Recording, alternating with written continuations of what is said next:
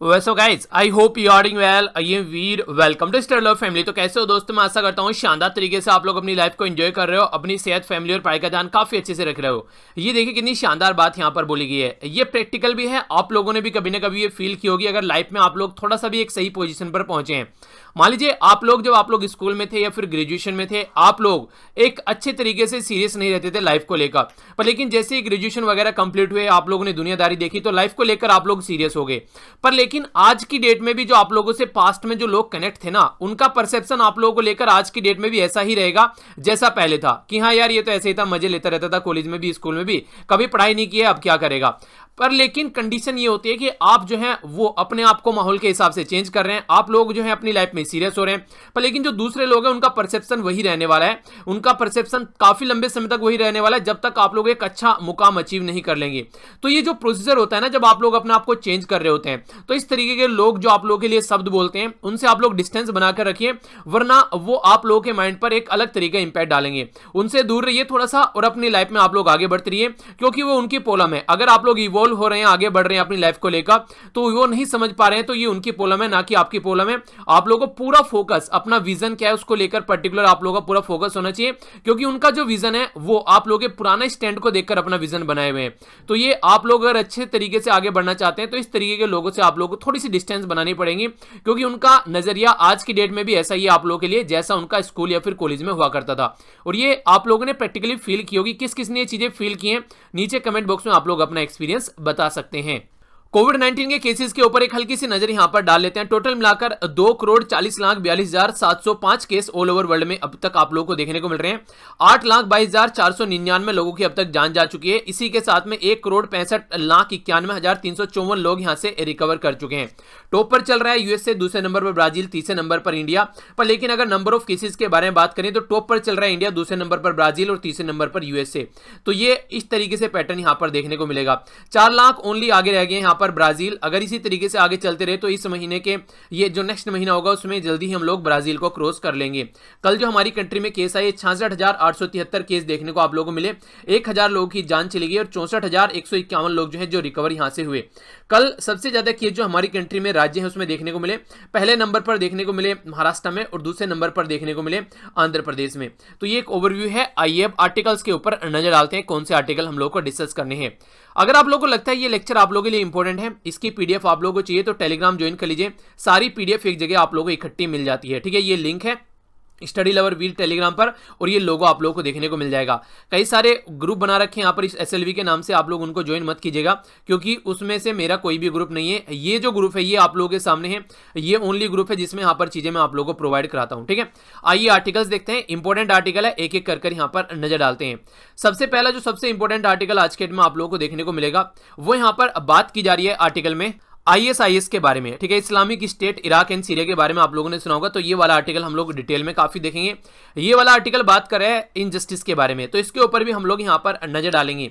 ये वाला साइड वाला आर्टिकल जो है ये भी काफी इंटरेस्टिंग आर्टिकल है। जैसे जैसे कोविड-19 की चीजें आगे बढ़ रही हैं, तो चाइना के अंदर सिचुएशन जो है वो चेंज हो रही है। आज के डेट में हम लोग को चाइना के ऊपर डिपेंडेंट नहीं रहना चाहिए, तो उसके बारे में बात की जा रही है, तो अच्छे से इसको समझेंगे। आज के डेट में कोविड-19 के चलते बहुत सारी कंपनीज ऐसी हैं जिनके पास में डेस्कटॉप हुआ करते थे, पर लेकिन अब वो लैपटॉप की तरफ को ट्रांसफर कर रहे हैं, क्योंकि वर्क फ्रॉम होम चल रहा है, इधर उधर ज्यादा मूव करना पड़ता है, तो अपने घर से काम करे कोई, तो उसके ऊपर फोकस दिया जा रहा है। तो ये भी आर्टिकल यहां पर हम लोग देखेंगे। ये वाला जो आर्टिकल है आप लोगों को पता है, अभी रिसेंटली एक पर्टिकुलर मस्जिद आप लोग बोल सकते हैं, फिर चर्च बोल सकते हैं। तो पहले यहाँ पर ये चर्च हुआ करती थी, फिर मस्जिद में कन्वर्ट कर दी गई, फिर चर्च में, और फिर अब से इसको मस्जिद में कन्वर्ट कर दिया गया तुर्की के अंदर। तो इसी के बारे में यहाँ पर बात की जा रही है। तो ज़्यादा इंपॉर्टेंट नहीं है, तुर्की के बारे में यहाँ पर बेसिकली फोकस किया जा रहा है। पर लेकिन जो एक तरीके से जो सुन्नी कम्युनिटी से रिलेटेड जो यहाँ पर बातें हैं उसके ऊपर ज़्यादा फोकस दिया गया है। आप लोगों को एक पैटर्न देखने को मिलेगा, जितने भी ये अरब कंट्रीज हैं, जैसे कि ईरान हो गया एक शिया कंट्री है, सऊदी अरेबिया हो गया एक सुन्नी कंट्री है, तो शिया और सुन्नी के बीच में काफी ज्यादा लड़ाई यहां पर आप लोगों को देखने को मिलती है। और ये आज से नहीं है, ये पास से चली हुई आ रही है। तो ये इस तरीके की एक्टिविटी यहां पर नजर आती है, जो यहां पर अभी तो तुर्की के अंदर जो कंडीशन चल रही है वो वहां पर कुछ दिनों पहले तक, जब से यहां पर कुछ दिनों पहले तक यहां पर जब रिवॉल्यूशन हुए थे, वहां पर उसको एक तरीके से एक सेक्युलर पैटर्न पे लाने की कोशिश की गई थी इनके फॉर्मर लीडर्स के द्वारा, पर फिर से यहां पर ये सुन्नी पैटर्न में आप लोगों को चलती हुई नजर आएगी, ठीक है। बाकी हमारी कंट्री के लिए अच्छी नहीं है, पाकिस्तान को सपोर्ट करते हैं दबाकर, चाहे कोई भी इशू क्यों ना हो। तो हमारी कंट्री के लिए अच्छा स्टैंड इस पर्टिकुलर कंट्री का नहीं है। जबकि अगर अरब कंट्री के बारे में आप लोग बात करेंगे, कई सारी कंट्री ऐसी है जैसे यूएई हो गया, सऊदी अरेबिया हो गया, हमारी कंट्री के रिलेशन काफी अच्छे उनके साथ में माने जाते हैं। ठीक है, तो ये इसके बारे में यहां पर बात कर रहा है। ये वाला जो आर्टिकल है, ये वाले आर्टिकल से रिलेटेड यहां पर कल का कार्टून भी है, आप लोगों ने देखा होगा, और आज का भी कार्टून कुछ कुछ इसी से रिलेटेड है। बेसिकली है क्या, कांग्रेस के अंदर आज की डेट में अगर आप लोग देखिए, गांधी परिवार जो है वो हमेशा प्रेसिडेंट की पोस्ट पर रहता है। बाहर का कोई भी पर्सन रहेगा तो वो नीचे की पोस्ट पर आएगा वहां पर। तो इसका मतलब ये कि कांग्रेस के अंदर एक डेमोक्रेसी नहीं है। जैसे अगर बीजेपी के बारे में आप लोग बात करते हैं तो बीजेपी में क्या देखने को मिलेगा, एक चाय वाला उठकर प्राइम मिनिस्टर बन गया एक तरीके से, पर लेकिन ये चीजें आप लोग यहां पर कांग्रेस के अंदर देखने को नहीं मिलेगी। तो जो पार्टी जो पॉलिटिकल पार्टी होती है उससे रिलेटेड टॉपिक भी है आप लोगों के पास में। जब आप लोग पॉलिटिक्स के अंदर जाओगे तो यहां पर पॉलिटिकल पार्टी के अंदर भी एक डेमोक्रेसी होनी चाहिए, यानी कि पॉलिटिकल पार्टी के अंदर एक इंटरनल डेमोक्रेसी होनी चाहिए। उसका क्या मतलब होता है, अगर कोई वर्कर यहां पर पार्टी के अंदर आता है तो उसको इतना एक तरीके से भावना, उसके अंदर इतना कम से कम वो रहना चाहिए कि अपॉर्चुनिटी कि आगे चलकर वो हाई पोस्ट पर पहुंच सके। मान लीजिए आप लोग आज के डेट में किसी एडमिनिस्ट्रेशन में एक लो पोस्ट पर आ गए, ठीक है, लो पोस्ट पर आ गए और आप लोग पूरी लाइफ उसी पोस्ट पर अगर रहते हैं तो फिर इसका मतलब ये रहेगा कि आप लोग के अंदर कुछ भी काम करने का मोटिवेशन नहीं होगा। जैसे पुलिस में सिपाही बन गए या फिर एडमिनिस्ट्रेशन में आप लोग लेखपाल बन गए, तो वहां पर क्या रहेगा, आप लोग हमेशा नीचे पोस्ट पर रहोगे। तो एक अच्छी अपॉर्चुनिटी होती है ना कि टेस्ट कंडक्ट कराया जाए ऊपर तक जाने के लिए, आईएएस की पोस्ट तक पहुंचने के लिए, तो वो एक तरीके से रास्ता क्लियर नहीं है। एक इंटरेस्टिंग बात मैं आप लोगों को बताता हूं यूके के बारे में। नॉर्मली यूके के अंदर अगर आप लोग जाओगे, अगर कोई आगे चलकर मान लीजिए किसी को आईपीएस बनना है, आईपीएस की पोस्ट पर जाना है, तो उसको भी नीचे से सिपाही से स्टार्ट करना पड़ता है। यानी कि जल्दी जल्दी प्रमोशन होते रहते हैं, टेस्ट होते रहते हैं, तो यहां से घूमता घूमता वहां तक जाता है ताकि पूरे ग्राउंड लेवल को अंडरस्टैंड कर सके। पर हमारी कंट्री में अभी सिस्टम जो है वो अप टू द मार्क नहीं है। अगर यहां पर इस तरीके से मान लीजिए आप लोग पुलिस पे आ गए निचली पोस्ट पर बिल्कुल, और वहां पर भी कोई ऐसा टेस्ट हो, देखो एक तो आउटसाइड का सिविल सर्विसेज का एग्जाम हो गया, एक इंटरनल कोई टेस्ट ऐसा हो कि हाँ आप लोग जल्दी से जल्दी आगे बढ़ते रहे, तो कई सारे ऐसे डिपार्टमेंट है आज के डेट में वहां पर देखने को नहीं मिलता है। और ज्यादा अच्छा एक्सपीरियंस आप लोगों के साथ में शेयर कर सकते हैं। अगर कोई भी गवर्नमेंट ऑफिशियल है आप लोगों के आसपास में, भाई यार दोस्त रिश्तेदार, उनसे आप लोग पूछेगा कि कितनी अपॉर्चुनिटी है इंटरनल जाकर, कितनी अच्छे से अपॉर्चुनिटी मिल जाती है। तो कुछ डिपार्टमेंट में है पर कुछ में अच्छे से देखने को नहीं मिलती है। तो सेम पैटर्न आप लोगों को कांग्रेस में देखने को मिलेगा। तो पॉलिटिकल पार्टी जो है यहां पर आप लोगों को, वो पॉलिटिकल पार्टी हमेशा एक अच्छी पॉलिटिकल पार्टी आगे बनकर चलेगी जहां पर इंटरनल डेमोक्रेसी हो। तो इसी के बारे में यहां पर बात की जा रही है। इसी से रिलेटेड यहाँ पर ये कार्टून है आज का, जो आप लोग देखते हैं, काफी इंटरेस्टिंग है। यहाँ पर ये कौन है और यहाँ पर ये कौन है। अभी मोदी जी के द्वारा एक वीडियो लाई गई थी जिसमें वो मोर को खाना खिला रहे हैं, एक तरीके से दाना डाल रहे हैं मोर को, ठीक है। तो उसी के बारे में यहाँ पर दिखाया गया है। यहाँ पर ये काफी इंटरेस्टिंग लगा एक तरीके से। कई सारे कार्टून भी उसके ऊपर बने कि एक साइड में कोविड-19 से जूझ रहे हैं, एक साइड में चाइना खड़ा हुआ है, एक साइड में और बहुत सारी चीजें चल रही है कंट्री के अंदर, कहीं आग लग रही है उसमें लोग मर रहे हैं, कहीं लोग भूखे मर रहे हैं। तो कई सारी ऐसी कंडीशन देखने को मिल रही है। तो कई सारे कार्टून ऐसे थे कि जैसे कि आप लोगों को पता है सोनू सूद जी काफी अच्छा काम कर रहे हैं आज के डेट में, बहुत सारे लोगों की हेल्प कर रहे हैं। अभी ट्विटर पर मैं देख रहा था, एक बच्चे को उनके द्वारा यूपीएससी की बुक्स तक दे दी गई है। यानी कि बच्चे ने बोला कि सर मेरे पास में बुक्स नहीं है और मैं पढ़ नहीं पा रहा हूं, तो यूपीएससी किताब तक उस बंदे के पास में पहुंचा दी गई है। तो वो कंडीशन आप लोग देखते हैं, तो ग्राउंड लेवल पर काम कर रहे हैं। और एक साइड में यहाँ पर कार्टून दिखाया गया था, कार्टून की बात बता रहा हूं। एक साइड में थे हमारे जो कंट्री के प्राइम मिनिस्टर है, वो मोर के साथ में खेल रहे हैं, वो कह रहे हैं कि ऑल इज वेल। चलिए जो भी है, पर लेकिन कहीं ना कहीं जिस तरीके एक्सपेक्टेशन लगाकर किसी पॉलिटिकल पार्टी के लीडर को लेकर आ जाता है, वो अप टू द मार्क चीजें आप लोगों को देखने को नहीं मिलते हैं। चाहे यहाँ पर कांग्रेस की बात करें पहले, अब चाहे आप लोग इस पर्टिकुलर बीजेपी पार्टी की आप लोग बात कर लीजिए, काम किया जाता है, पर लेकिन जिस एक एक्सपेक्टेशन से जनता चाहती है उस एक्सपेक्टेशन से आप लोगों को रिजल्ट देखने को नहीं मिलता है। तो ये कार्टून है, इसके बारे में आप लोग लगभग 30 से या फिर 50 शब्द तक लिखने की कोशिश कीजिएगा। इससे आप लोगों की राइटिंग स्किल भी आप लोगों को बढ़ती हुई नजर आएगी। तो ये कार्टून है यहाँ पर जिसके बारे में बात बताई जा रही है। सबसे पहले सबसे इंटरेस्टिंग आर्टिकल देखते हैं जो मुझे काफी प्यारा लगा और एक तरीके से दिल को टच करने वाला आर्टिकल आप लोग इसको बोल सकते हैं। क्या बात यहां पर बोली गई है, यहां पर ये बात बोली गई है, अगर आप लोगों के पास में कोई भी सामान ऐसा है जो आप लोगों को लगता है कि आप लोग यूज नहीं कर पा रहे हैं, या फिर आप लोगों को लगता है कि आप लोगों को अपग्रेड करना है, पुराने वाला आप लोगों के up to the mark use का नहीं है, तो उसको किसी को आप लोग डोनेट कर दीजिए, एक ऐसे पर्सन को जिसको ये लगे कि हाँ उसकी इसको रिक्वायरमेंट है। यही बात यहां पर बोली गई है फिलहाल हमारी कंट्री के लिए। जिस तरीके से जब से पेंडेमिक यानी कि कोविड-19 की बीमारी सबको देखने को मिली है, यहाँ पर पूरी कंट्री में लॉकडाउन रहा, उसके बाद में एजुकेशन सिस्टम को ऑनलाइन करने की कोशिश की गई। दुनिया भर के आज के डेट में आप लोगों को ऑनलाइन इंस्टीट्यूशन पढ़ाते हुए नजर आएंगे। पर लेकिन आज की डेट में भी जो लोग ऐसे हैं, मान लीजिए कोई गांव में रह रहा है, अभी यहां पर अगर आज के डेट में कोई एक झुग्गी झोपड़ी में बच्चा रह रहा है, उसके पास में मोबाइल भी नहीं है, उसके पास में इंटरनेट भी नहीं है, तो वो कैसे अपनी चीजों को आगे लेकर चल पाएगा। तो उसी के चलते यहां पर एक तरीके से जो प्रिविलेज सेक्शन है सोसाइटी का, वो सेक्शन जिसके पास में अच्छे खासे रिसोर्सेज हैं, उसको थोड़ा सा आगे आना पड़ेगा निकलकर। तो उसी के चलते कई सारे जो सेक्शन है उनको बोला गया आगे आना है निकलकर। लेकर और उस सेक्शन की हेल्प करनी है जो हमारी कंट्री में अंडर प्रिविलेज सेक्शन है। तो आर्टिकल में स्टेप बाय स्टेप बढ़ते हैं, समझते हैं क्या बातें यहां पर की जा रही है।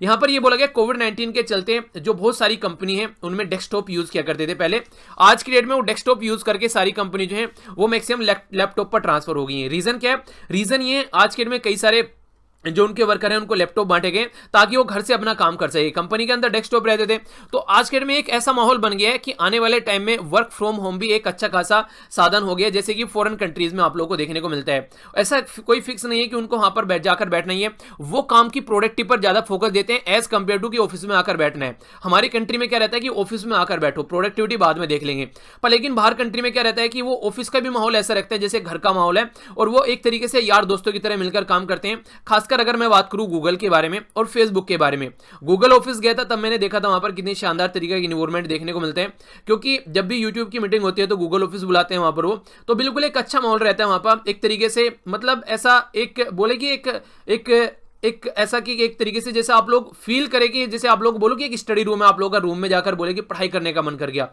तो इसी तरीके से वहां पर ऐसा माहौल रहता है कि खुद पे खुद काम करने का मन करने लगता है।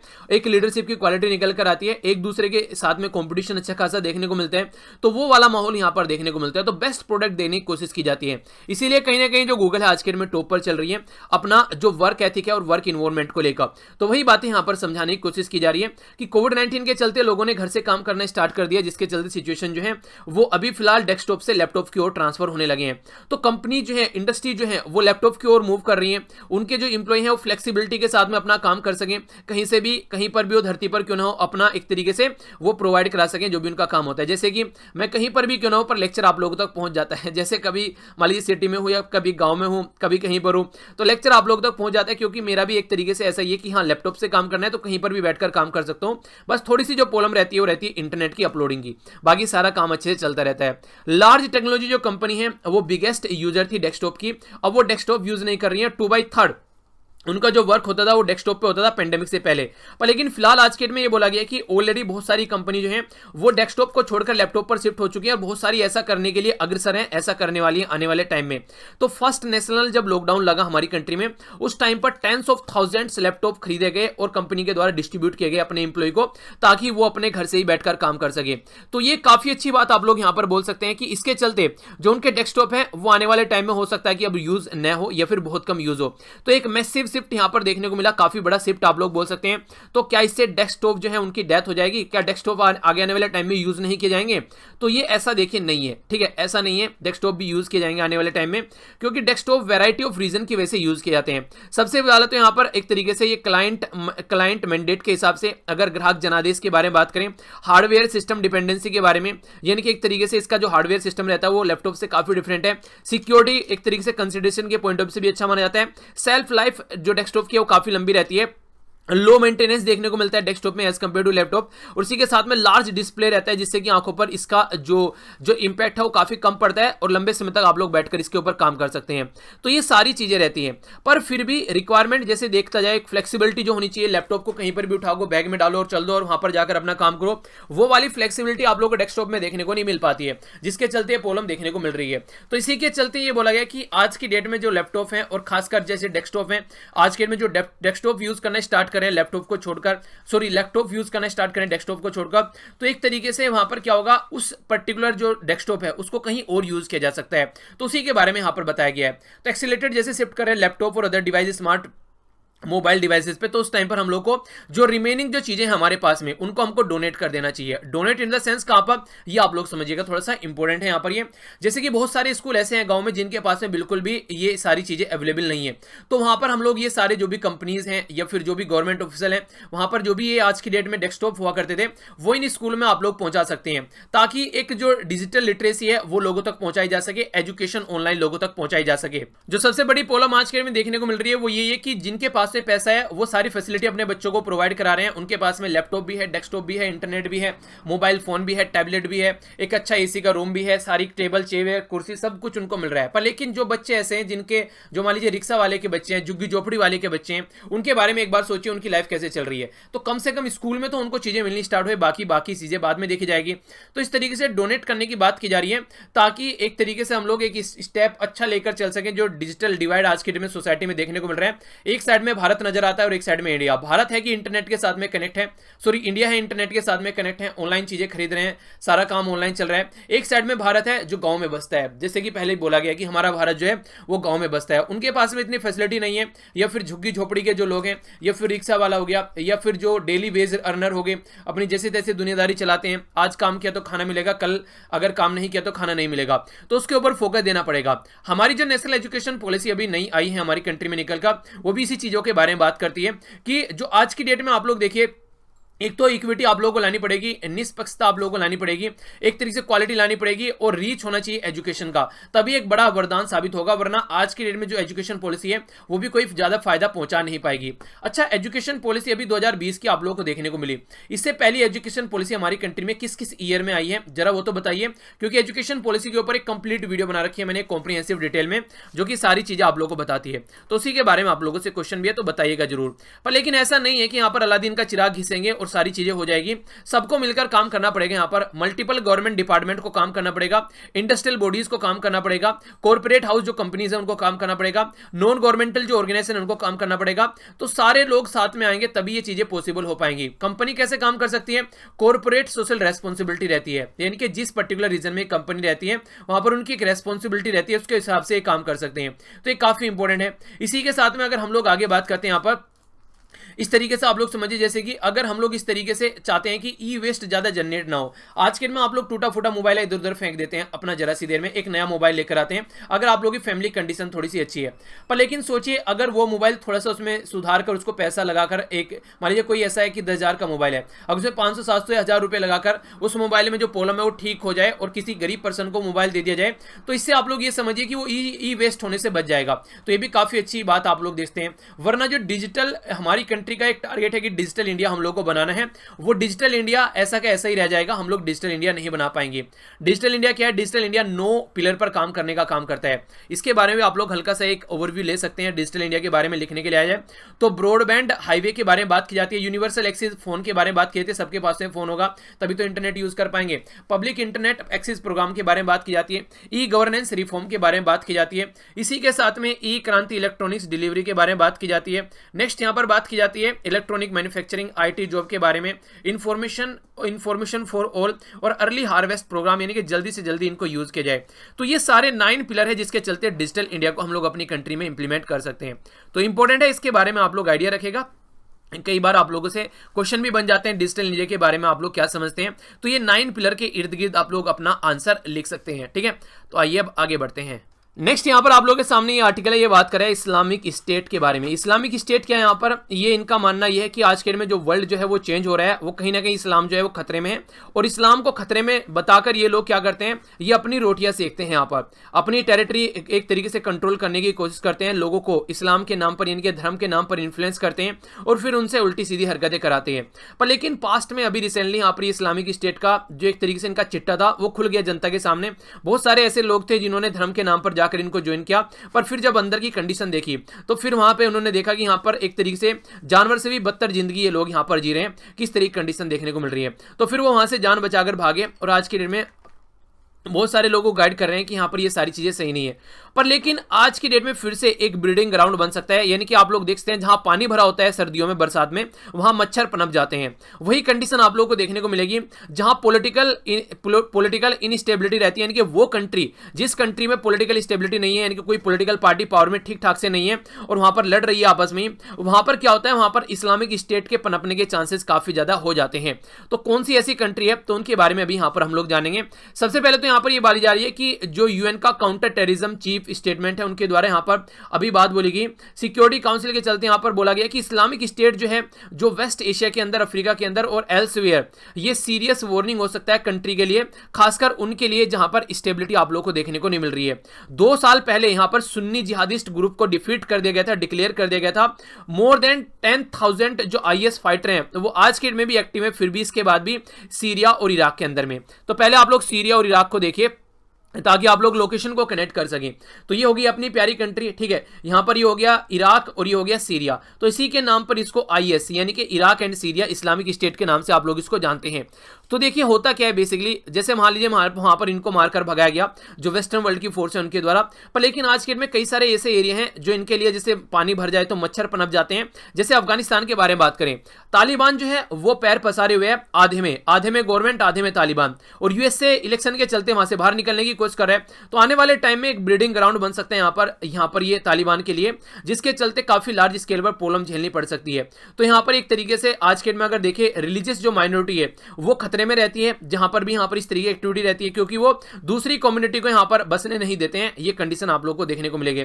इस्लामिक स्टेट जो है वो आप लोगों को देखने को मिलेगा आज के डेट में, हो सकता है कि कोई बड़ी सिटी पर उनका कंट्रोल न हो, पर लेकिन कई सारे ऐसे एरिया हैं फिर भी ये कई सारे एरिया में आज के डेट में पनप रहे हैं। बट जैसे जैसे कंडीशन इनको मिलती रहती है वैसे वैसे अपना एरिया भी चेंज करते रहते हैं। अगर बात करें यहाँ पर जो फ्रैक्शन है आज के डेट में अलकायदा इन इराक, और इसी के साथ में वर्ल्ड मोस्ट जो पोटेंट टेररिस्ट जो ग्रुप है यहाँ पर, ठीक है, तो वो भी यहाँ पर कहीं ना कहीं लेसन ले रहे हैं इसी के चलते। यानी कि ऐसा होता है जैसे मान लीजिए आपने कोई गलती की, ठीक है, तो आपका छोटा भाई बहन क्या है वो उसे सीखकर आप लोग उसको बताएंगे, ऐसा मत करना।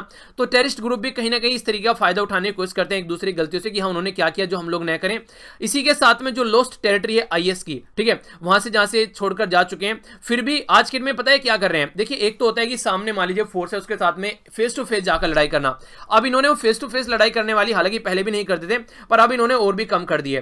पहले क्या करते थे, फ्रंट लाइन पर कुछ ना कुछ काम करते थे, अब ये क्या करते हैं, अब ये लुका छुपी वाला गेम खेलते हैं। गोरिल्ला वारफेयर आप लोगों ने सुना होगा ना, तो जिस तरीके से अजय देवगन की जो मूवी आई थी अभी तानाजी करके, उसमें आप लोगों ने देखा होगा, तो गोरिल्ला लड़ाई वो करते थे, कहीं खाई में छुप गए, कहीं माउंटेन पर छुप गए, कहीं कॉन्फ्लिक्ट जो कंट्री ऐसी ऐसी है वहां पर जाकर छुप गए। तो वहां पर एक ब्रीडिंग ग्राउंड बनाते हैं और वहां पर फिर देखते हैं कि ये हमारे रहने लायक जगह है और यहाँ लोग हमको सपोर्ट भी करेंगे। क्योंकि मान लीजिए कोई भूखा नंगा लोग है, उनको 3-4 दिनों से खाना नहीं मिल रहा है, उसकी परिवार जो है वो मर रहा है भूख की वजह से, अगर उसको आप लोग बोलोगे किसी कंट्री को बॉम्ब से उड़ा दो तो वो बॉम्ब से उड़ा देगा, जरा सी देर में उसको अपनी फैमिली बचानी है। तो ये ग्राउंड होता है बेसिकली उन लोगों के लिए, जिन लोगों के लिए एक तरीके से आप लोग ये सोचिए प्रॉब्लम में जब है ना, सबसे आप लोगों के माइंड का उस टाइम पर अनस्टेबिलिटी रहती है। तो सामने वाला कोई भी पर्सन होगा जब आप लोग प्रॉब्लम में, तो वो आप लोगों के एक तरीके से मिसयूज करने की कोशिश करेगा। यानी कि आप लोगों को एक तरीके से मान लीजिए टेररिस्ट है कोई, एक टेररिस्ट नहीं एक नॉर्मल पर्सन है कोई, ठीक है, उसके परिवार में उसकी माँ है, उसकी माँ है, उसकी बीबी है, उसके बच्चे हैं, उसके पापा हैं, तो उनको खाना नहीं मिल रहा है कई दिनों से। अब ये सोचिए अगर उसको ये बोलेंगे कि आप लोगों को किसी पर्टिकुलर जगह पे जाकर बॉम्ब ब्लास्ट करना है, तो जरा सी देर में तैयार हो जाएगा, क्योंकि उसके घर वालों को एक अच्छी जिंदगी मिलने वाली है उससे।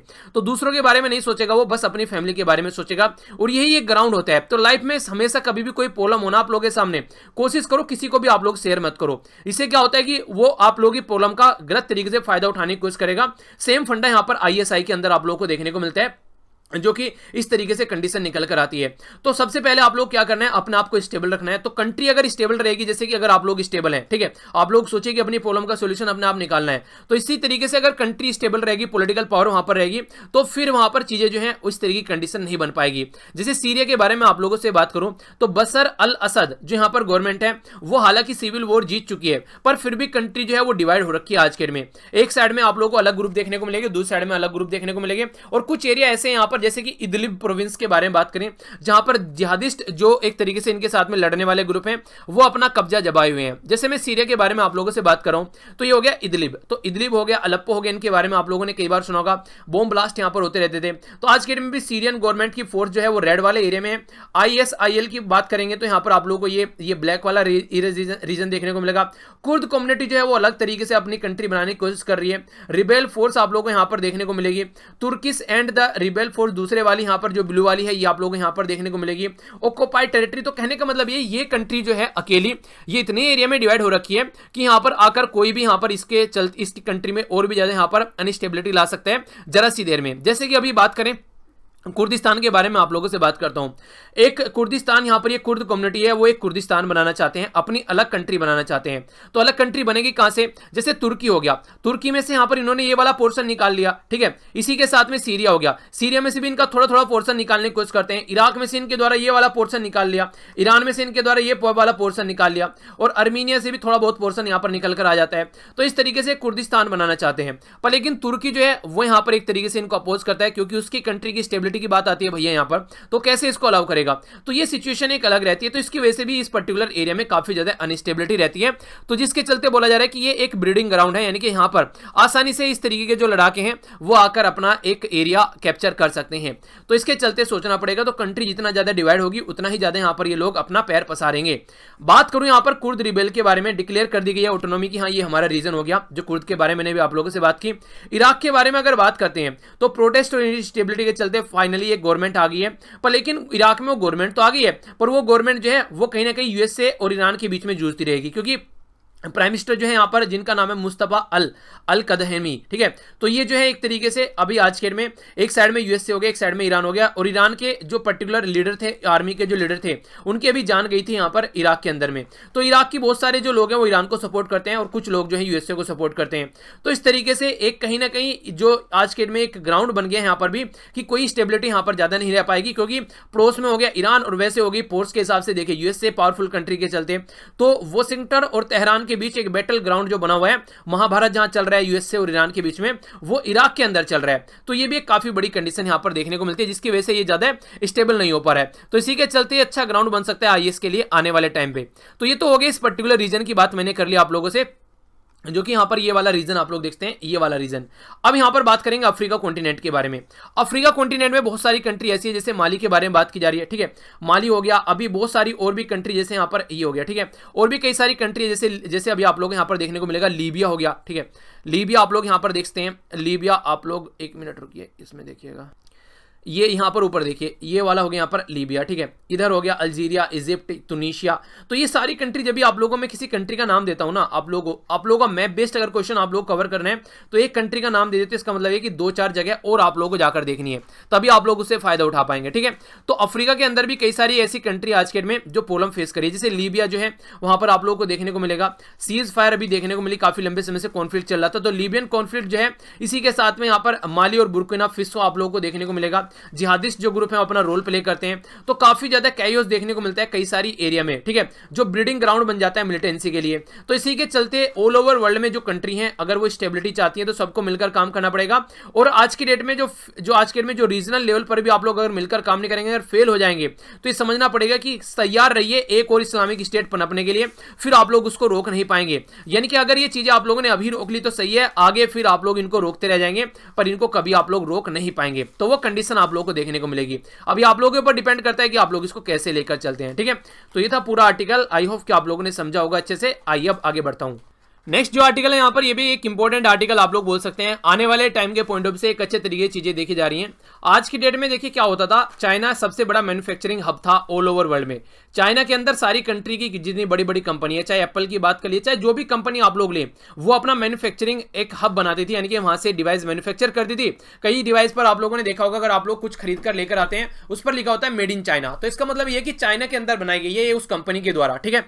तो मैक्सिमम डिवाइस पर आप लोग को ये देखने को मिलता था। तो इसी के चलते अभी कंडीशन क्या बन रही है, कोविड-19 के चलते चाइना की जो खस्ता हालत हुई है, उसके चलते ऑल ओवर वर्ल्ड की खस्ता हालत हो गई।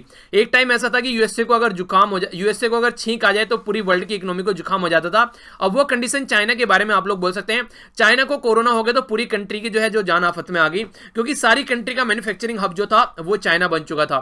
तो अब कंट्री जो है वो अपना मैन्युफैक्चरिंग बेस वहां से निकालने की कोशिश कर रहे हैं, क्योंकि चाइना एक डेमोक्रेटिक कंट्री नहीं है, चाइना एक अच्छे इंटेंशन वाली कंट्री नहीं है। तो इसलिए चाइना के ऊपर डिपेंडेंसी रखना एक खतरनाक साबित हो सकता है। तो सबसे पहले तो ये बोला गया कि स्टेट स्पेसिफिक इंडस्ट्रियलाइजेशन स्ट्रेटजी लेकर चलनी चाहिए और सेंटर को सपोर्ट करना चाहिए मैन्युफैक्चरिंग। मान लीजिए अगर कोई राज्य हमारी कंट्री में चाहता है कि मैन्युफैक्चरिंग एक्टिविटी को बढ़ाना चाहता है, तो सेंटर को उसको सपोर्ट करना चाहिए, ताकि बाहर की कंट्री के ऊपर हमारी डिपेंडेंसी कम हो सके। इसी के साथ में सेवरल मैन्युफैक्चरिंग जो कंपनी है जो ऑपरेट कर रही थी चाइना के अंदर, वो रीलोकेशन के लिए जगह ढूंढ रही है। तो जहां पर भी उनको रीलोकेशन की अच्छी जगह मिलेगी तो काफी फायदेमंद रहेगा। रीलोकेशन का मतलब क्या है, कहां पर वो जाना चाहेंगे, एक तो जहां पर उनको जमीन मिल जाए। पहली बात, जो हमारी कंट्री में सबसे खतरनाक चीज होती है जमीन, जमीन के ऊपर दो भाई लड़ जाते हैं, जमीन के ऊपर दो परिवार लड़ जाते हैं, तो वो जमीन हमारी कंट्री में प्राइवेट सब्जेक्ट है, पर लेकिन चाइना के अंदर वो जमीन गवर्नमेंट के अंडर में रहती है, तो आसानी से उनको मिल जाती है।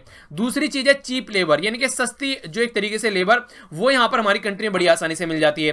तो ये भी एक रीजन है कि चाइना में ये दोनों चीजें अब तक मिल रही थी काफी आसानी से, पर लेकिन अब जो है कंडीशन चेंज हो रही है। वहां पर हमारी कंट्री में जमीन थोड़ा सा प्रॉब्लम क्रिएट करती है, वरना चीप लेबर हमारी कंट्री जितनी और कहीं आप लोगों को जल्दी से देखने को नहीं मिलेगी। तो यही यहां पर समझाने की कोशिश कोशिश की जा रही है। तो बहुत सारी कंट्री जैसे कि अमेरिका हो गया, जापान हो गया, साउथ कोरिया कंपनी जो बेस है चाइना के अंदर, वो अब यहां पर डिस्कस कर रही है इंडियन गवर्नमेंट के साथ में कि वो अपना प्लांट जो है वो रिलोकेट करना चाहती है इंडिया के अंदर में।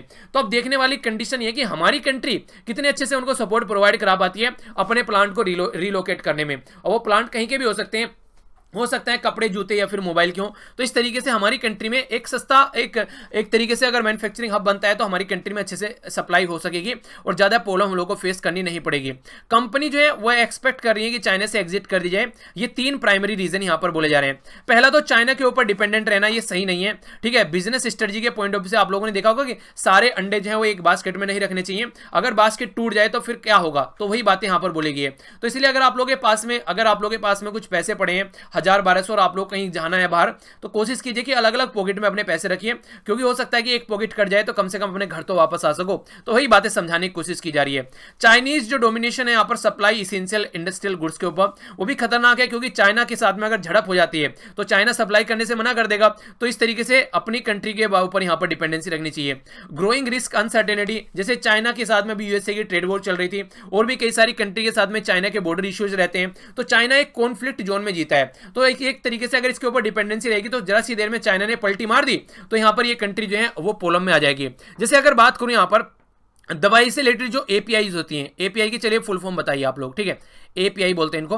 तो ये चाइना के अंदर मिलती है, यानी कि बेसिक रॉ मटेरियल अगर दवाई आप लोगों को बतानी है तो ये चाइना के अंदर मिलता है। अब ये रॉ मटेरियल अगर आप लोग यूज नहीं करोगे तो आप लोग दवाई नहीं बना पाओगे, तो ये रॉ मटेरियल अपनी कंट्री के अंदर होना चाहिए। तो यूएसए ने अभी यही स्ट्रेटजी यहाँ पर निकाली, अपनी कंट्री के अंदर रॉ मटेरियल बनाया जाएगा। प्राइम मिनिस्टर नरेंद्र मोदी जी के द्वारा जो अभी सेल्फ रिलायंट इंडिया की बात की गई है, यानी कि आत्मनिर्भर भारत की बात की गई है, वो एक अच्छा तरीका है, सपोर्ट किया जा सकता है उसको अगर ढंग से चीजें इंप्लीमेंट होती है। मेक इन इंडिया हो गया, ये आत्मनिर्भर भारत हो गया, तो ये अच्छे प्रोग्राम आप लोग बोल सकते हैं। तो कैन इंडिया सक्सीड, क्या इंडिया यहां पर सक्सीड कर सकती है मैन्युफैक्चरिंग फील्ड को जो चाइना से आ रही है अपनी कंट्री में, तो उसके चलते क्या क्या प्रॉब्लम आएंगी उसके बारे में बात की जा रही है। सबसे पहली बात तो ये आज के में इंडिया जो है वो काफी पीछे है चाइना के साथ में, मैन्युफैक्चरिंग पावर के साथ में अगर हम लोग कंपेयर करते हैं। कैसे कैसे इसको समझने की कोशिश कीजिए। चाइना आज की डेट में फर्स्ट रैंक है वर्ल्ड में मैन्युफैक्चरिंग में, और इंडिया जो है वो 6ठे नंबर पर है। पहली तो ये आप लोग देखिए। दूसरा, यूरोपियन यूनियन के बाद में, जिसमें आज के में 27 कंट्री है, पहले 28 कंट्री हुआ करती थी। चाइना लार्जेस्ट एक्सपोर्टर है मैन्युफैक्चरिंग गुड्स का, जो कि 2018 में ये 18% के करीब हुआ करता था। India note in the part of top 10, India top 10 में भी अब तक यहां पर पार्ट नहीं बना पाया। और इसी के साथ में 83% ऑफ वर्ल्ड जो मैन्युफैक्चरिंग एक्सपोर्ट होते हैं ये एक्सपोर्ट इन 2018, ठीक है। तो ये यहां पर आप लोगों को देखने को मिलेंगे। तो इस तरीके से हमारी कंट्री जो है वो टॉप 10 में भी नहीं है और चाइना काफी बड़ा रोल प्ले कर रहा है। तो इस तरीके से आने वाले टाइम में जो हमारी कंट्री है उसको फोकस देकर चलना पड़ेगा कि किस तरीके से चाइना के अंदर जो खाली जगह हो रही है हम अपनी कंट्री को भर सकते हैं उससे। हमारी कंट्री क्या है, कई सारी प्रॉब्लम फेस कर रही है अगर अपने मैन्युफैक्चरिंग सेक्टर को प्रमोट करना है। उसके बारे में थोड़ा समझ लेते हैं क्या क्या प्रॉब्लम है। सबसे पहले, इंफ्रास्ट्रक्चर हमारी कंट्री में अच्छे से डेवलप नहीं है। चाइना ने ह्यूज इन्वेस्टमेंट किया है इंफ्रास्ट्रक्चर के ऊपर, यानी कि हाईवेज के बारे में बात करिए या फिर कोई भी और ऐसी फैसिलिटीज है टेक्नोलॉजी के पॉइंट ऑफ व्यू से, इंटरनेट की फैसिलिटी के बारे में बात करें या कोई बहुत सारी जो चीजें टेक्नोलॉजी के पॉइंट ऑफ व्यू से या फिर किसी भी तरीके से हमारी कंट्री में अप टू द मार्क नहीं है। डिसएडवांटेज जो हमारी कंट्री में एक तरीके से रहता है वो क्या रहता है यहाँ पर, वो रहता है टैक्स जो पॉलिसी है हमारी कंट्री टैक्स पॉलिसी अच्छी नहीं है, ठीक है। तो ये काफी बड़ी प्रॉब्लम आप लोगों को देखने को मिलेगी। इसी के साथ में रेगुलेटरी जो इन्वॉल्वमेंट है हमारी कंट्री में, यानी कि गवर्नमेंट का इंटरफेयर ज्यादा रहता है, वो आप लोगों को देखने को मिलेगा। हाई कॉस्ट इंडस्ट्रियल क्रेडिट, यानी कि अगर बैंक से क्रेडिट लेना है तो हमारी कंट्री में काफी हाई कॉस्ट पर मिलता है। पुअर क्वालिटी ऑफ वर्कफोर्स तो है हमारी कंट्री में बहुत सस्ती है, पर लेकिन पुअर क्वालिटी है, मतलब क्या है, स्किल्ड वर्कफोर्स हमारी कंट्री में नहीं है। ये सबसे बड़ी प्रॉब्लम है। रिजिड लेबर लॉज, हमारी कंट्री के जो लेबर लॉज है, यानी कि इस तरीके से आप लोगों को लेबर को काम कराना है, वो काफी रिजिड है। उसका रीजन ये है, पहले अंग्रेज रूल क्या करते थे, तो उसकी वजह से जो लॉज थे हम लोगों ने ऐसे बनाए ताकि हमारी कंट्री में जो लेबर है उनके ऊपर कोई ज्यादा नेगेटिव इंपैक्ट न डाले। रिस्ट्रिक्टिव ट्रेड पॉलिसी में हमारी कंट्री में कई सारी रिस्ट्रिक्टिव है, जिसके चलते अच्छे से ट्रेड नहीं हो पाते हैं। लो रिसर्च एंड डेवलपमेंट एक्सपेंडिचर, हमारी कंट्री में R&D के ऊपर, यानी कि रिसर्च एंड डेवलपमेंट के ऊपर काफी कम खर्च किया जाता है, ये भी एक बहुत बड़ी प्रॉब्लम हो सकती है। डिले इन कंस्टेनिंग लैंड एक्वाजिशन, जो सबसे बड़ी प्रॉब्लम हमारी कंट्री में, लैंड जो एक तरीके से प्राइड का वो माना जाता है सब्जेक्ट, जिसके पास में जमीन अच्छी खासी है वो गांव में जमींदार कहलाता है कि हाँ उसके पास में इतने बीघे जमीन है। तो इस तरीके से लैंड जो है प्राइवेट सब्जेक्ट प्रोजेक्ट है तो जनता अपनी लैंड छोड़ने के लिए तैयार नहीं है, तो इसके चलते काफी बड़ी प्रॉब्लम देखने को मिलती है। Inability to attract the large scale foreign direct investment भी हमारी कंट्री में मैन्युफैक्चरिंग सेक्टर में ज्यादा फॉरेन डायरेक्ट इन्वेस्टमेंट नहीं आ पाता है। तो ये सारी वो प्रॉब्लम है आजकल में हमारी कंट्री में जो हमारी कंट्री फेस कर रही है, जिसकी वजह से हम लोग मैन्युफैक्चरिंग हब नहीं बन पा रहे हैं। ठीक है, तो ये एक याद रखेगा। इसी के साथ में जो ये चैलेंजेस है इनको एड्रेस करने के लिए हमारी कंट्री में भी कई सारी जो डिफिकल्टीज है उनको फेस करना पड़ेगा। तो अगर ड्रीम आप लोग चाहते हैं मैन्युफैक्चरिंग हब बनाने का और चाइना को रिप्लेस करना चाहते हैं और चाइना की तरीके से बनना चाहते हैं, तो आप लोगों को फोकस देकर चलना पड़ेगा कई सारी चीजों के ऊपर। तो सबसे पहले तो इंडिया में फेडरल गवर्नमेंट भी आप लोगों को देखने को मिलेगी, यानी कि अगर इंडिया में कुछ काम करना है तो हमारी कंट्री में ये बोला जा रहा है कि लास्टिंग सोल्यूशन, ये कंस्टेंट जो है आप लोगों को देखने को मिलेंगे। तो एक तरीके से क्या होना चाहिए, एक्टिव पार्टिसिपेशन होना चाहिए स्टेट गवर्नमेंट का, यानी कि राज्य मिलकर सारे काम करें यहाँ पर, तब चीजें पॉसिबल हो पाएगी। इफेक्टिव पॉलिसी कोऑर्डिनेशन होना चाहिए एक तरीके से सेंटर और स्टेट के बीच में, यानी कि राज्य और जो सेंटर है दोनों मिलकर अच्छे से काम करें, तब चीजें ढंग से हम लोग कर पाएंगे। क्योंकि कई सारे राज्य हमारी कंट्री में ऐसे हैं, महाराष्ट्र, गुजरात, तमिलनाडु, कर्नाटक और उत्तर प्रदेश, जहां पर आप लोगों को मेजर मैन्युफैक्चरिंग हब देखने को मिलेगा। तो इसके चलते अगर ये राज्य को हम लोग और अच्छे से सपोर्ट करें और ये सेंटर के साथ में मिलकर काम करें, जो एक बेसिकली डिफरेंस होता है, मान लीजिए राजस्थान में कोई और महाराष्ट्र में कोई और गवर्नमेंट है, गुजरात में कोई और, सेंटर में कोई और, तो इस तरीके से नहीं होना चाहिए। आप लोग सपोर्ट कीजिए उनको, वो सारी चीजें आप लोगों को ध्यान में रखनी है। ठीक है, इंपॉर्टेंट जो रिक्वायरमेंट है मैन्युफैक्चरिंग सेक्टर की, तो वह लैंड एरिया, तो उसके बारे में आप लोग बात करें। स्टेट के पास में लार्ज लैंड एरिया रहता है, कंट्रीब्यूट कर सकता है, जो कि एक तरीके से little in manufacturing. Andhra Pradesh, Bihar, Chhattisgarh, Madhya Pradesh, Orissa, West Bengal, ठीक है, ये लार्ज एरिया है जिनके ऊपर आप लोग काम कर सकते हैं इन राज्य के अंदर। रीजन जो है less manufacturing activity in state के अंदर में, तो देखिए आप लोग समझ सकते हैं कि स्टेट स्पेसिफिक इंडस्ट्रियलाइजेशन अचीव करना पड़ेगा आप लोगों को। बहुत सारे एरिया ऐसे जहां पर लैंड है पर लेकिन वहां पर एक तरीके से ढंग से पॉलिसीज इंप्लीमेंट नहीं की गई है, वो भी चीजें आप लोगों को देखने को मिलती है। तो मिशन मोड में सेंटर को हैंड होल्डिंग करनी पड़ेगी। हैंड होल्डिंग का मतलब होता है जैसे छोटे बच्चे को चलना नहीं सिखाते हैं, ऐसे ही यहां पर राज्य गवर्नमेंट को अगर चाहते हैं कि मैन्युफैक्चरिंग हब बनाना है तो सेंट्रल गवर्नमेंट को हाथ पकड़कर उनका चलना पड़ेगा। स्ट्रॉन्ग और केयरफुल एक तरीके से आप लोग बोल सकते हैं कि पॉलिसीज आप लोगों को लेकर आनी पड़ेगी, जो कि इंडिविजुअल स्टेट के लिए भी आप लोग ला सकें। इंडिया ओवरऑल इन्वेस्टमेंट जो क्लाइमेट तैयार करना पड़ेगा, बूस्ट करेगा यहां पर, ये एक तरीके से जॉब इकोनॉमिक ग्रोथ को भी यहां पर बूस्ट करता हुआ नजर आएगा। इसी के चलते बैकग्राउंड में अभी हमारी कंट्री के जो यूनियन मिनिस्टर रविशंकर प्रसाद, उनके द्वारा अटेम्प्ट किया गया इलेक्ट्रॉनिक मैन्युफैक्चरिंग के बारे में जब हम लोग बात करते हैं, अपनी कंट्री को इलेक्ट्रॉनिक मैन्युफैक्चरिंग हब बनाने का और स्टेट और सेंटर को मिलकर काम करने की बात की जा रही है, ताकि चीजों को ढंग से इंप्लीमेंट किया जा सके। तो कहने का मतलब यहां पर यह है घुमा फिराकर कि हमारी कंट्री में भी उस लेवल पर काम करने की कोशिश की जा रही है, पर लेकिन अब इंप्लीमेंट कितना अच्छे से हम लोग ग्राउंड लेवल पर कर सकते हैं, उससे पता चलेगा हम लोग चीजों को लेकर कैसे आगे बढ़ रहे हैं। ठीक है, तो वो बात आप लोग जरूर ध्यान रखिएगा। ओके, एक और आर्टिकल है यहां पर जिसके बारे में थोड़ा सा आप लोगों को बताना है। ये बात की जा रही है एक तरीके से आज के जस्टिस की अगर बात करते हैं तो justice up to the mark society में देखने को नहीं मिलता है। ये ऐसे आर्टिकल जो है कई बार एक तरीके से ये साइकोलॉजिकल आर्टिकल आप लोगों के थोड़े से होते हैं, एक तरीके से थोड़ा सा एथिकल पॉइंट ऑफ व्यू में आप लोगों को देखने को मिलता है। तो एथिक्स के पेपर में भी ये यूज हो जाते हैं कई बार। क्या क्या बात की जा रही है, सेल्फ इंटरेस्ट और नेशनल ग्लोरी, डोमिनेशन, कंसर्न और इसी के साथ में डिस्ट्रीब्यूटिव जस्टिस इन रेयर। यानी कहने का मतलब ये है, मान लीजिए आज की डेट में कई बार ऐसा होता है, मान लीजिए आप लोग एक अमीर माँ बाप के बेटे हैं, आप लोगों को सारी चीजें मिल जाएगी अपनी लाइफ में एंजॉय करने के लिए, आप लोगों को अच्छी खासी एजुकेशन मिलेगी, हेल्थ की फैसिलिटी अच्छी मिलेगी, रहने के लिए सारी फैसिलिटी अच्छी मिलेगी। सेम साइड पर एक बच्चा ऐसा है ट्राइबल कम्युनिटी के अंदर रहता है, उसको आप लोग सोचिए सारी चीजें तो दूर की बात है, उसको डे बाय डे का खाना भी टाइम पर नहीं मिल पाएगा, तो वो चीजें देखने को मिलेगी। तो इस टाइम पर अगर आज के दिन में आप लोग जेल के अंदर जाकर झांकोगे तो जेल के अंदर मैक्सिमम जो तबका है सोसाइटी का वो पड़ा हुआ है जेल के अंदर, जो कि गरीब तबका है सोसाइटी का। जो अमीर तबका है वो पैसे देकर पावर के थ्रू इधर उधर से होकर निकल जाता है। तो अगर आप लोगों को देश का डेवलपमेंट करना है तो सेल्फ ओरिएंटेड चीजें ज्यादा रहती हैं, यहाँ पर लालच के पॉइंट ऑफ व्यू से ज्यादा काम किया जाता है। जैसे महात्मा गांधी जी के द्वारा बोला गया था कि हमारी पृथ्वी जो है वो कम पड़ जाएगी अगर आप लोग लालच से काम करोगे, पर लेकिन अगर नीड के हिसाब से काम करोगे तो काफी कुछ यहां पर आप लोगों को देखने को मिल जाएगा। तो इसी के बारे में बात की जा रही है। तो कोर इश्यूज जो बोले गए हैं आज के डेट में, तो देखिए अनफेयर डिवीजन देखने को मिलता है सोसाइटी में कई सारी चीजों का। जैसे आज के डेट में बात करें, काम कोई और करता है, उसका फायदा कोई और उठाता है। जैसे आज के डेट में कहीं पर भी आप लोग इसको एक तरीके से इंप्लीमेंट कर देख सकते हैं, यानी कि एक तरीके से कहने का मतलब यहां पर ये सेल्फ इंटरेस्ट के ऊपर, जैसे अभी कोविड-19 चल रहा था, बहुत सारी ऐसी कंपनीज थी जिन्होंने क्या किया, अपने जो वर्कर थे उनकी सैलरी जो थी बिल्कुल डिक्रीज कर दी।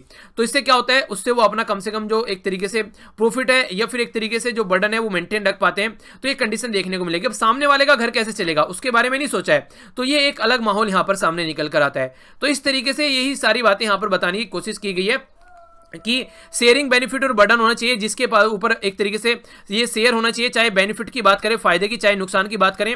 आज के डेट में मैंने आप लोगों से डिस्कस भी किया था नैनो मैगजीन के अंदर, जो पीआईबी वाली वीडियो आती है।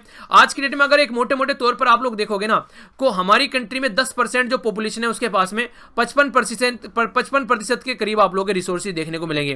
तो ये जस्टिस नहीं होना एक तरीके से, तो ग्रीडी थिंग्स पहले आ जाती है, लालच पहले आ जाता है, तो ये सारी कंडीशन आप लोगों को देखने को मिलती है।